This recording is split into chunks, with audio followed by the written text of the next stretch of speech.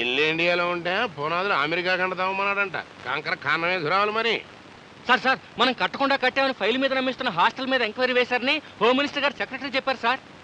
చాలా బాదుకోరా బతుకా. నేను సచ్చాననుకున్నావా? ఎంక్వైరీ చేస్తే ఏంటంట అటకలు పీకుతాడా? వచ్చే ఎంక్వైరీ ఆఫీసర్ చాలా స్ట్రిక్ట్ ఆఫీసర్ అటండి. పెనం మీద అట్టేం కదూ. వినపట్లేదు సార్. నేను మాట్లాడలేదు సార్. జీప్ వచ్చేస్తుందండి.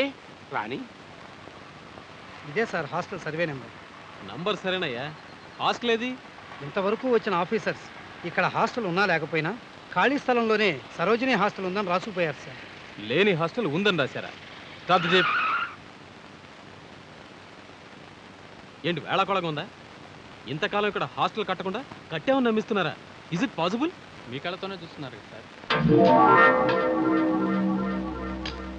ఏయ్ ఇటు రండి. ఏంటండి? సరోజినీ హాస్టల్ ఎక్కడ? అదిగో కనపడ్డాలా? వీడు వాచ్మెన్, వీడు వార్డెన్, నేను ఇన్ఛార్జ్. Shut up. నాకు కనపడని హాస్టల్ నీకు కనపడుతుందా? అయ్యప్ప స్వామి జ్యోతి అందరికీ కనపడుతుందండి, భక్తులకు మాత్రమే కనపడుతుంది. అలాగే మా అయ్యగారి భక్తులకు మాత్రమే ఈ హాస్టల్ కనపడుతుందండి. ఈ 7 అంతస్తుల భవనాన్ని ఎంత కష్టపడి కట్టారో. ఫుల్ మార్పులండి. రై ఇక్కడంతా పిచ్చాలనుకున్నారా? అసలు జరిగింది ఏమిటో చెప్పండి. అసలు లేదు, నకిలీ లేదు, అంతా ఒకటే కథ. ఇక్కడ హాస్టల్ ఉంది, అందులో 2000 మంది ఉంటున్నారు. నెలకి 3 లక్షలు ఖర్చు అవుతుంది. అంతే రాసుకో. ఏంట్రా పొగరు? రాయ్ వదలరా. వదులు బే. వదులు వదులు. ఆగండి సార్, వదిలేయండి సార్ ప్లీజ్. చెప్పింది రాసుకుని వెళ్ళరా. ఈ నాటకం ఏమిటో ఆ వెంకటరత్నాన్ని అడుగుతాను. చూసొచ్చి కూడా పెద్ద సోద్యంగా అడుగుతావేంటి?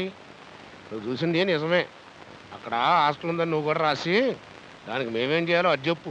నిజంగా మీరు అక్కడ హాస్టల్ కట్టాలి, లేదా ఆ స్థలాన్ని మీరు ప్రభుత్వానికి అప్పచెప్పి ఇప్పటి వరకు మీరు చీట్ చేసి సంపాదించిన 2 కోట్లు తిరిగి కట్టి మీ తప్పు ఒప్పుకోవాలి. థ్యాంక్స్. నా పర్మిషన్ లేకుండా ఆ స్థలం దగ్గరికి ఎందుకు వెళ్ళినట్టు కొంచెం చెప్పుకో. నా డ్యూటీ నేను చేశాను.